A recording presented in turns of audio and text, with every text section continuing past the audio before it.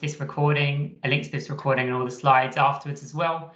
And I know that all of your enterprise coordinators will have this information. So if there's anything you don't feel like you need to take notes at this point, because it will be shared with you afterwards. So thank you for coming along. I've been quite looking forward to this session on Careers Hubs, because it is a really exciting time for us in the Lean, in the London team in particular, because we have been waiting for this quite some time. So in this session, we're going to cover hopefully everything you'll need to know, or anything in terms of what hubs are, how they'll work in London, and also how you can apply to be part of the first wave. If you do have any questions, either put them in the chat or wait until the end and I can answer them. And if there's any questions that we can't answer, I'll just take them away and make sure it's included in the follow-up so that everybody's got the information. So I'll start off with our ambitions for Careers Hubs. So Careers Hubs have existed for quite some time across the country. They're set up by the Careers and Enterprise Company and the Department for Education. So we are somewhat late coming to Careers Hubs, and that's partly because the Enterprise Advisor Network in London hasn't been as well embedded for so long. We've only just got to working with most schools in London. So the ambition for Careers Hubs, we want, and so this is partly from the Mayor of London, who's co-funding this as well. We want every young person growing up in the city to have access to excellent careers education, to have a great start in life and a successful future. And Careers Hubs, with the level of investment it brings and the progress that hubs elsewhere in the country have shown, is a real opportunity for us to make this happen. And we know that this is a really important time for it to happen.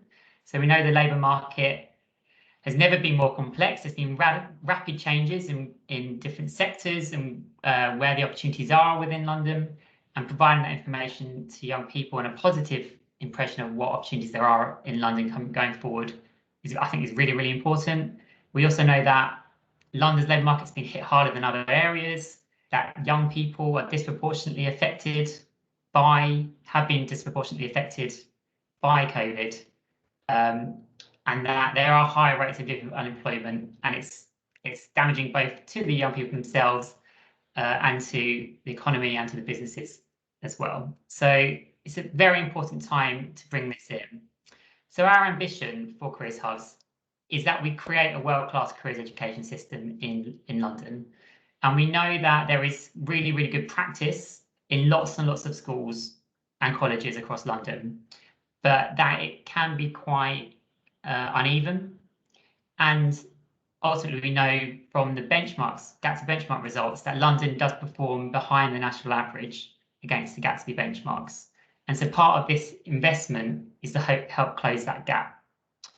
So we'll do that through the hubs, increasing the amount of support for schools and colleges we're able to provide, bringing London in line with the rest of the country by introducing Careers Hubs where they've been established quite some time in other areas, and increasing the coordination of careers provision. So it's bigger, it's better, it'll be more investment. I think it's up to £11 million over 3 years will be put into these hubs and into the careers education system in London.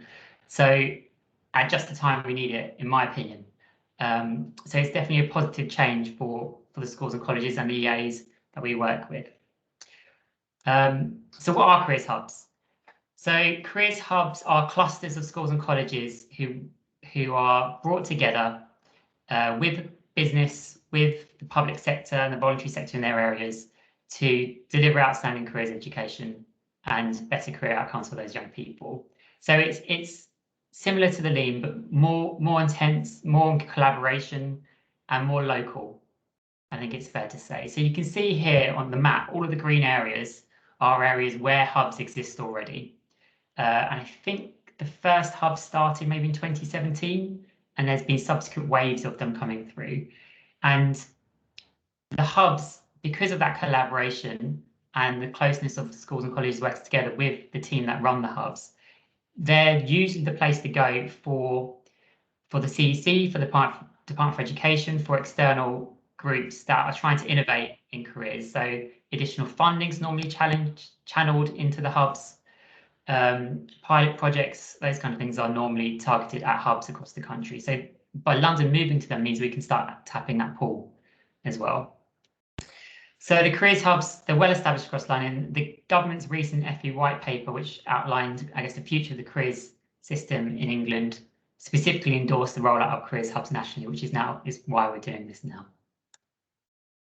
So this data here, I guess, is just showing you that the effect that Careers Hub have had. So if wave one, and don't hold me to this because I'm not completely sure of the database, wave one was perhaps in 2017, wave two started the year after, and wave three started the year after that. You can see that the longer schools and colleges are in Careers Hubs, the more Gatsby benchmarks they achieve. So wave one schools have been in their hubs the longest. And overall, schools and colleges and careers hubs perform better than the national average. So it does translate into direct improvements in the Gatsby benchmarks. But more than that, and I know the Gatsby benchmarks are one measure of careers education quality, but it also has translated into, in many areas, better outcomes for the young people that benefit from it, better programs, better interactions with employers, better information about the local labour market, as well as just the benchmarks in your campus results. So what do the Careers Hub provides? Enhanced delivery model of the current London Enterprise Advisor network. So that happens in a number of ways. So I'll just put them all out there so you can see them. So each hub has a strategic hub lead who will be there to provide more local coordination for your area. The enterprise coordinators you work with will have less schools, so they can provide you with more support. So currently they work with around 20 to 25 schools, but they'll have 15, up to 15. So they can provide more in-depth support and really focus down on what you need as a school or college. The schools and colleges in the hub will have access to careers activities which are funded directly by the Careers Hub. So each Careers Hub will have a pot of funding which we spent on procuring activities for Gatsby benchmark 5 and 6. And I think there's also some funding around supporting SEND students that will be targeted at hubs as well. Like I said, the opportunity to test and trial new projects. So I mentioned that the hubs typically attract, because of the closeness of the relationships and the collaboration, attract external investment and pilots and innovation opportunities. So previous example, I know, as it says there was previous funding for specific transition projects or early access to digital platforms. And each hub will also have a group of cornerstone employers. So they will be key employers for each hub's area, who will openly support the activities of the hub, and I guess provide that strategic support and challenge from the business community, and also champion the hub across the rest of the business community in their area. So in London, we're going to have 4 geographical hubs which align to the layout we have currently with the Lean. So you can see here the West London, Central London, South London and East London.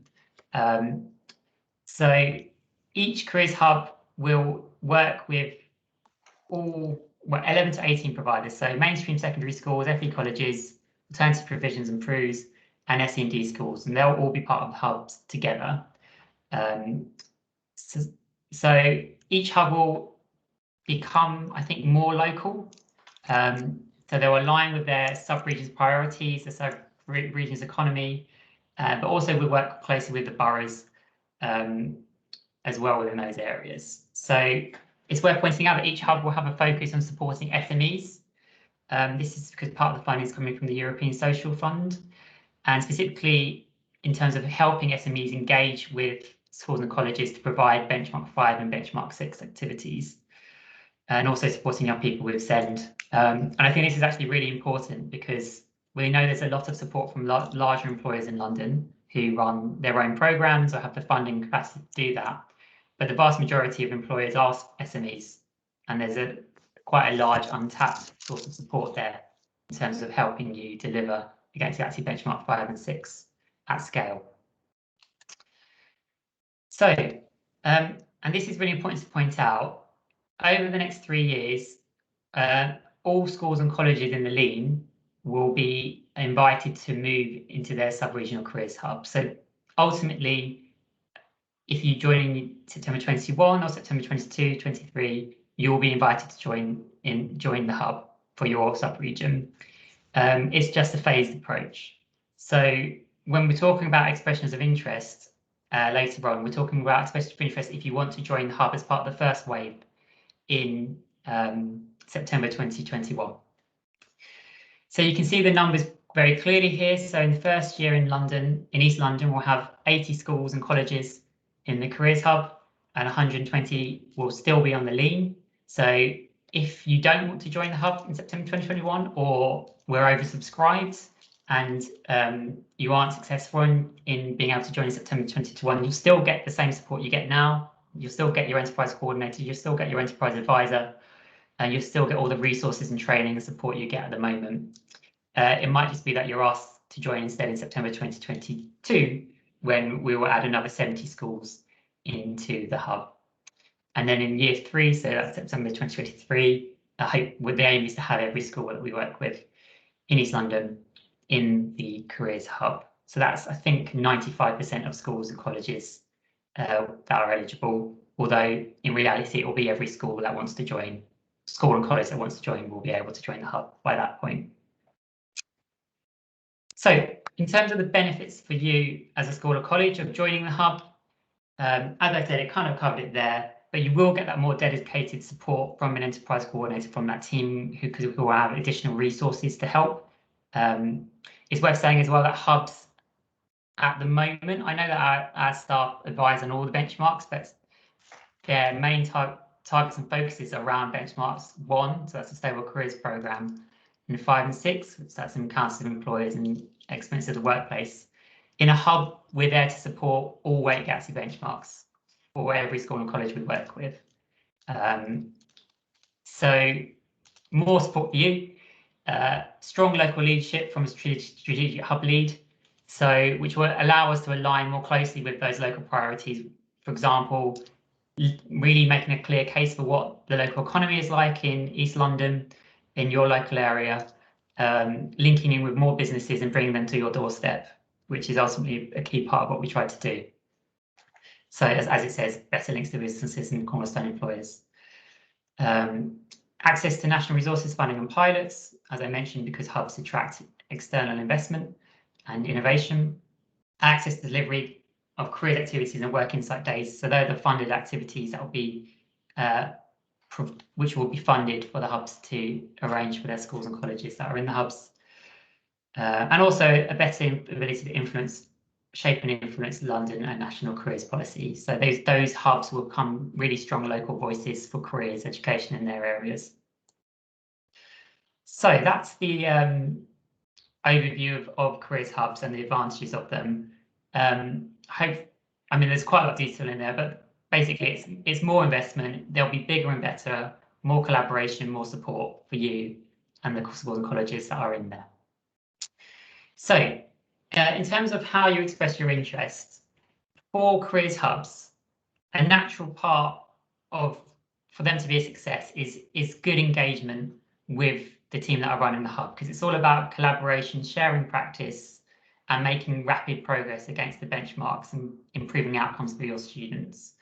So in terms of things that we'll be looking at if we are oversubscribed, it's mainly going to be things like your previous engagement with the Lean and your previous engagement with your EC and your EA, because those are going to be key things that would need to happen next year so that we can help you make progress really quickly. And also build that collaboration between different schools and colleges in the hub. We are not going to be looking at whether you're a high achieving school against the GATSI benchmarks already.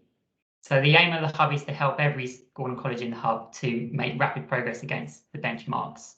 So if you're a really successful school, or if you're not doing very well against the benchmarks, we're not going to be looking at that as a criteria. So we'd encourage everybody to apply. In terms of, for this expression of interest process, we are asking and making clear, I guess, what the commitments are when you will be joining a hub. So at this stage, all we ask is that you, on the form, it outlines these 5 commitments that will represent, I guess, what we'll be looking for when you do join the hub. If you're successful in being able to join the hub in September 2021, we would ask you to sign a memorandum of understanding in September at the first meeting, which we'll share closer to that time. So these are the commitments, working closely with the Hub Lead, EC and Enterprise Advisors. Hopefully I've already made clear why that's really important. Working collaboratively with the other schools and colleges in the Hub. We know that's key for the success of the Hub based on other areas. Completing the Compass tool on a termly basis to audit current provision and identify current performance against the benchmarks. Because the focus of the Hubs is to help you make rapid progress against the benchmarks, it's important that we're able to track that progress, and also to make sure that we are making progress with the schools and colleges we work with. And that's to say, just to make it really clear, this can just be the traditional Compass tool. It doesn't necessarily have to be Compass Plus.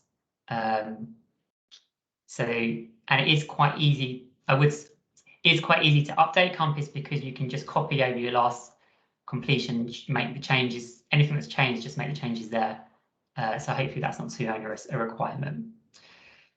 Ensure there's a career leader in place at your school or college the whole time. Hopefully that's pretty clear why that's important, but also that they're attached and have accountability to the senior leadership team. And lastly, to support the Careers Hub's efforts to champion the importance of careers education. So this penultimate one is important, and because of that reason, we'd also ask you to provide the details of an SLT member or your head teacher and their email address to show that they're endorsing your application, expression of interest, sorry, for your Hub. So please do show that to them before you return the form and make sure you have their agreement. So in order to get the EOA form, contact your enterprise coordinator to indicate your interest. They'll send you the form to complete. It's a very short form. It's only 2 pages long, and I'll show you that on the next slide. And then you'll need to return that form by the 18th of June. So I appreciate that is quite soon, but it is a very short form. For colleges, and I mentioned this college when we spoke to college group last week, if you have a college group which is spread across multiple boroughs and multiple sub-regions, would recommend that you express your interest for each of the sub-regional hubs that you have sites in, which I know sounds very complicated. So for example, for New City College, they have colleges in central London and also in East London, so they would need to express an interest to both hubs. Not the easiest worded there. So the form, and this is probably not the easiest thing to see. I can try and zoom in.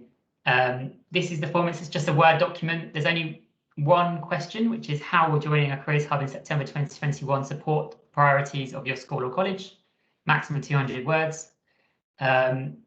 We'd ask you to enter yes against each of these commitments to indicate that you're happy to agree to them, and then enter your details and the details of an SLT member or a head teacher, and make sure, and again, as I mentioned, making sure that you have approval from your head teacher and SLT member to join the Hub. And then you just need to send that back to your enterprise coordinator as an attachment, and then we will notify all the schools that have been successful before the end of the term. At the start of July is where we're aiming for. So if you don't want to join the Careers Hub in September 2021 and you prefer to wait, or if we're oversubscribed for East London and you aren't successful, don't panic. The lean will still be there. You'll still get the same support you get now. You'll get an EC, so an enterprise coordinator supporting you.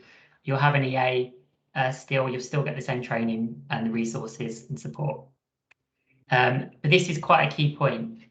Schools and colleges that are currently in a careers cluster aren't able to join a Careers Hub until September 2023. The reason for that is because this is drawing from the same pot of funding from the European Social Fund. So they won't fund for a school to be in both because it's double counting effectively. So the support from both is quite similar, so I wouldn't worry too much. If you're in a careers cluster already, you'll be getting quite similar levels of support, and you will be able to join your local sub-regional hub in September 2023, and you can still be part of the lean, so you'll still be kept in the loop in terms of any resources that are created and information training, so on, things like that. So that's the timeline, very simple. Deadline for expression of interest is the 18th of June, so please do speak to your enterprise coordinator and return the form to them by that point. We'll notify everybody that's been successful early July, and then get in touch in September once the careers hubs have started to arrange a first meeting and to ask that the memorandums of understanding are signed by your school or college, and then you'll be officially part of the hubs. Okay, so that was a whistle-stop tour through it. As I said, I'll share these slides afterwards, and also we'll share the recording. But if you have any questions, I'll be happy to answer them now. So you can either put them in the chat, or you can unmute yourself and just ask me the question.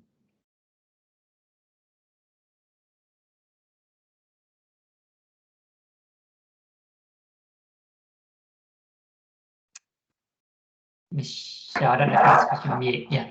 Hi. Hello, I have a question if I may. I currently work across 2 schools, an alternative provision and an SEND school. Do I need to make 2 applications, or do I just do 1 application to cover the 2 schools? At the moment, I have 2 ECs and 2 different EAs, like 1 pairing for each school. I'd recommend just putting 2 in. You might be able to put the same answer to the question. It's just because the way we work is based on URNs from the Department for Education. So if you both separate URNs, it's easier for us to keep track of it if it's both of them. Well, thank you. Right. Any other questions? I think not, which is always either you're not still there, or we've been so comprehensive that there's nothing else to ask. Are we expecting a large volume of applications? It's hard to know, to be honest with you. So as the slide said earlier, we have space for about 80 schools and colleges in East London. There are a lot of benefits to being part of the Careers Hub. So yeah, we're hoping for quite a few applications, to be honest with you. But like I said, if we are oversubscribed, it will just mean that it will be another year before you're able to join in September 2022. Will there be a new hub website? So some of that is to be decided, to be honest with you. Part of the reason for the hubs is to empower those hubs to make the decisions they think are best for their local area. So in a lot of other areas, hubs have created their own website, they've created their own brand, they've created their own resources for their area. So that's definitely something the people that deliver the hubs could choose to do. But at the moment, it's going to be up to the providers that deliver the hubs. If I would like to apply for September 2022, how do I go about this? Catherine, all you need to do is keep in touch with your enterprise coordinator, work with them over the next academic year, and I can almost guarantee you they'll be in touch to try and induct you into the hub in September 2022. Because as I showed from the slide earlier, by September 2022, the majority of schools that we work with will be in the hubs. We are a SEN specialist training provider. How do we get involved? I will need to check if you can put in the chat what your institution name is. That would be really useful, and then I can follow up with you to just clarify exactly how it works. So typically we haven't worked with IT independent training providers previously in terms of them being part of the network, but we definitely work closely with them in terms of connecting the schools and colleges we work with that kind of provision. So that's, I guess, one of the other benefits of the hubs, is that the hubs are there as a way for everybody to engage, the whole landscape to engage with that local area. If SEND schools don't get into the hub, can they get into the lean? Yes. So the lean, sorry, I should mention, so if you're not already part of the lean, we will, I think the easiest way is to show the slide, sorry. So basically next year, along with creating the hubs, we'll also be trying to get more schools into the lean so that every school in college in East London is getting some level of support. Next year, if they're not already part of the lean, they can join the Lean. If they are part of the Lean already, nothing will change. They'll still be part of the Lean. They'll still get the same level of support until they're able to join either in September 2022 or September 2023. What has the feedback been like from the other hubs? Very positive. I can share, there was an evaluation report, which is very, very long, so you might not find it that interesting. But so this was for the hub in North East England. So one of the first, I think the first hub that started, and it was very, very positive, both in terms of the impact on the benchmarks, but also in terms of the support that school, college and school careers were reporting. So I can include that in the follow-up if you do want to have a look. It's quite long, as I mentioned, so maybe you won't want to read the whole thing.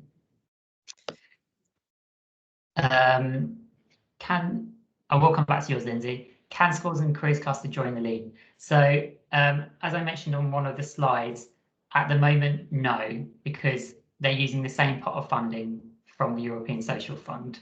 So schools and colleges that are in a careers cluster or joining careers cluster won't be able to join, but they will be able to join in September 2023 once the cluster's finished and the European Social Funding finishes.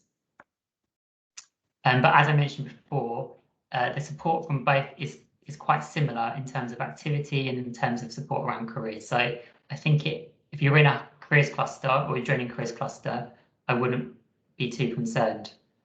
You also still get the support of the Lean as well, and so you'll be kept in the loop with all of the information that comes out from that and training resources. I'm not too sure about Lindsay's question. Lindsay, is it right if we take this offline, just because I'm possibly not the best person to talk about SEND, because I have a colleague that leads on that and I can put you in touch with her.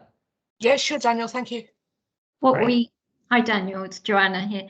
Hi, what we can say about the SEND provision is that there will be specialist support within each of the careers hubs. So each delivery provider will be able to provide support for SEND schools, and also will be supporting SMEs to be able to deliver a range of careers activities to SEND students as well. So to make sure that they're accessible to all students. Okay, Yeah. thank you.